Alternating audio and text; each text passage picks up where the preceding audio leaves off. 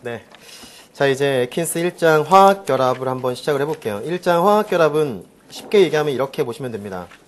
유기화학을 하기 위한 일반화학 정도? 이렇게 보시면 돼요. 그래서 일반화학을 좀 배우셨거나 아니면 입문을 들으셨거나 하신다면 굉장히 쉽게 여러분이 인식하셔야 되는 부분이고 쉬우셔야 돼요.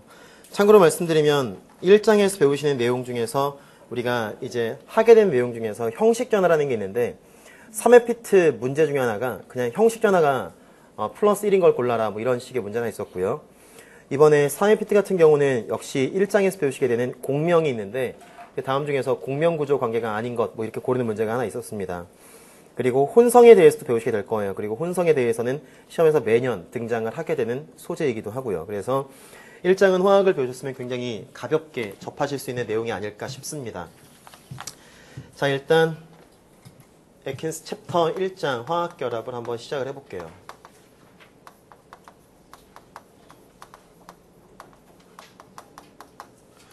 자, 이 화학결합 파트에서 여러분이 가장 첫 번째로 보실 건 뭐냐면 우리가 앞으로 배우게 되는 학문이 이제 유기화학인데 유기화학에서 배우시는 게 이제 유기물질이 되겠죠.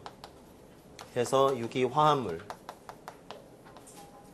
대한 정의부터 이제 한번 얘기하고 넘어갈게요. 유기화합물의 정의는 시험에 나오진 않습니다. 유기화합물의 정의에 대해 얘기를 해보게 되면 보통 유기화합물에 대한 정의는 보통 이런 식으로 많이 얘기를 해요. 탄소와 수소로 구성이 된 물질 이렇게 정의를 많이 합니다.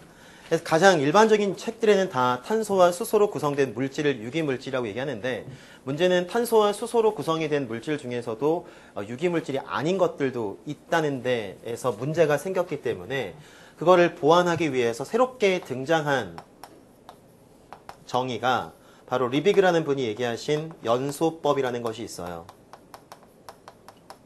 그래서 현재까지 가장 유기물질에 대한 가장 정확한 근접한 정의로서 활용하는 것이 연소법인데 이분이 얘기한 건 뭐냐면 만약에 당신들이 생각하는 그 물질이 유기물이 맞다면 그 물질을 이렇게 산소와 반응을 시켜봐라.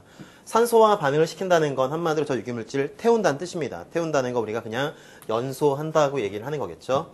그때 연소를 시켰을 때 만일 이산화탄소와 물이 동시에 발생을 한다면 우리는 그 물질을 지금부터 유기물이라고 정의할 수가 있더라. 이렇게 얘기하는 게 리비그라는 분이 얘기하신 연소법을 통한 정의입니다.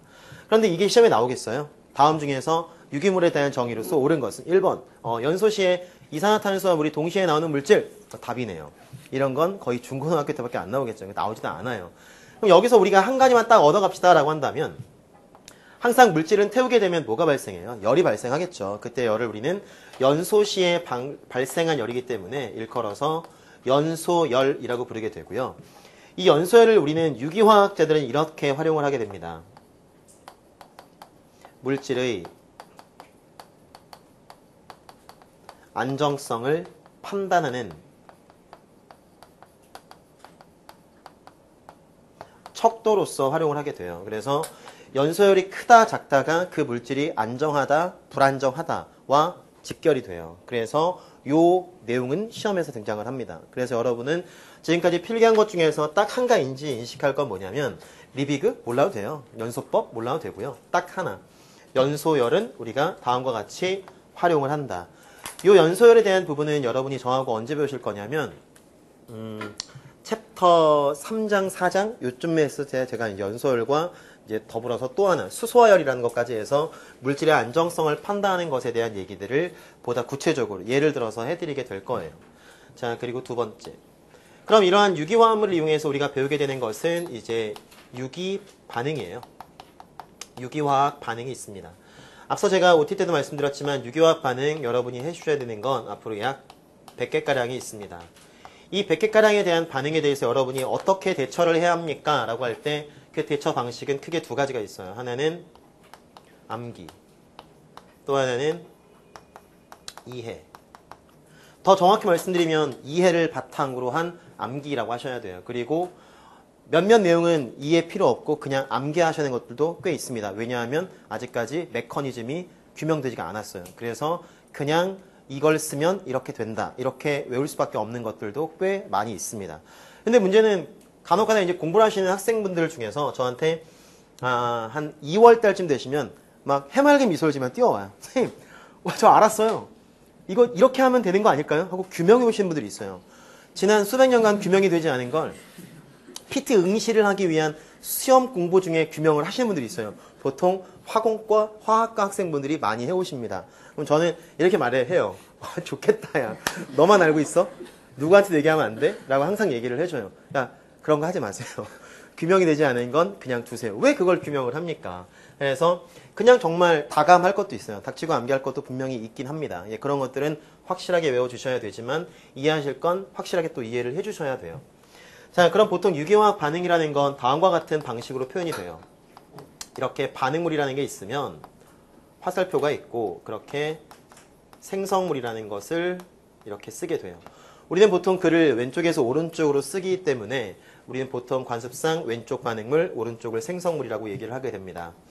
그리고 바로 이 화살표에는 이렇게 시약이라는 게 들어가게 돼요. 시약.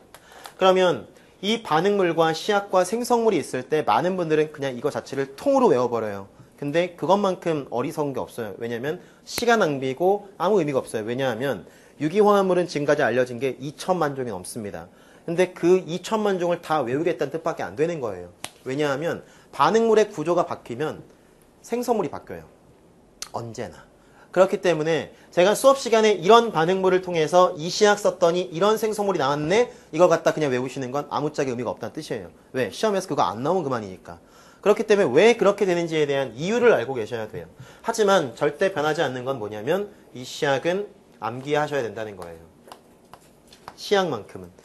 시약을 모르고 할 수 없습니다. 근데 가장 보편적으로 실수하시는 분들이 뭐냐면 보통 유기를 학교에서 배우신 분들 보통 시약 안 외우세요. 왜? 눈에 조금 익어 있어요. 그러니까 책을 보면 노트를 보면 제가 판사를 보면 그렇게 되겠네 하고 인식이 되고 이해가 되니까 안 외우세요. 그러다 나중에 문제 풀려고 하면 이게 뭐였더라? 알았었는데 이런 상황이 돼요.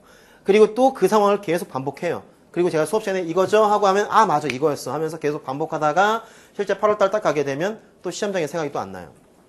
그럼 안 된다고요. 그러니까 아까 이면지에다가 충분히 본인 스스로가 아무것도 참고하지 않고 쓸 수 있을 정도까지 여러분이 하셔야 돼요. 예를 들어 화학이라면 화학에서 여러분들이 가장 어려워하는 것 중에 하나가 산염계 파트입니다. 산염계 말고 무슨 전기화학 파트 이런 것도 있겠죠. 그럼 제가 과거 한 6년 전까지는 중고생을 가르쳤었는데 걔네들한테 제가 한 단원이 끝나면 항상 이렇게 했었어요. 문제를 풀고 나서 이면지를 줘요. 한 1인당 한 3장 정도씩 줘요. 그리고 나서 타이틀을 칠판에 산연기 딱 주고 나서 30분을 줘요. 쓰세요. 라고요. 그럼 학생들 중에서는 저한테 이렇게 얘기를 해요. 막 쓰다가 근데 어디까지 쓸까요? 라고 질문하는 친구들이 있어요. 이런 친구들이 정말 무서운 애들인데 그럼 제가 이렇게 얘기하죠. 네가 알고 있는 거 다 썼으면 좋겠는데 그럼 보통 이 친구들은 저한테 종이를 더 갖고 가요. 그래서 한 6장 정도 가져가서 앞뒤로 빽빽하게 써요. 그래프도 그리고 모두 다 그려요. 다 써요. 모든 걸 다 공식도 쓰고 다 해요. 근데 어떤 대다수의 아이들은 어떻게 하냐면 여기다가 산염기 정의를 써요. 먼저. 그래서 뭐 아레니우스, 브랜스테드 로리, 뭐 루이스 산염기 정의 그리고 강산, 약산, 강염기, 약염기 이런 거 몇 가지 외운 거 써요. 그리고 그래프 하나 큼직하게 그리고 저를 해맑게 쳐다보고 있어요. 선생님 다 했어요. 이렇게 해요. 그리고 남은 시간 동안 그냥 핸드폰 만지고 있어요. 이건 의미가 없다는 뜻이에요. 그러니까 여러분이 보시는 시험에서는 이건 시간 싸움이에요, 여러분. 시간 싸움. 이 짧은 시간 내에 여러분은 문제가 요구하는 사항에 대해서 분명히 출제자가 요구하는 사항에 대한 인식을 하시고 그에 맞게끔 상황 판단하신 연후에 갖고 있는 지식을 대입해서 정확하게 푸실 수가 있어야 되는데 그렇게 되려면 제가 지금 아무것도 안 보고 앞으로 여러분과 2달 동안 계속 할 거고 내년까지 계속 그렇게 할 거예요. 아무것도 안 보고 계속 쓸 거예요. 인 것처럼 하셔야 돼요. 야, 그건 너니까 가능한 것이 이게 누가 되겠어.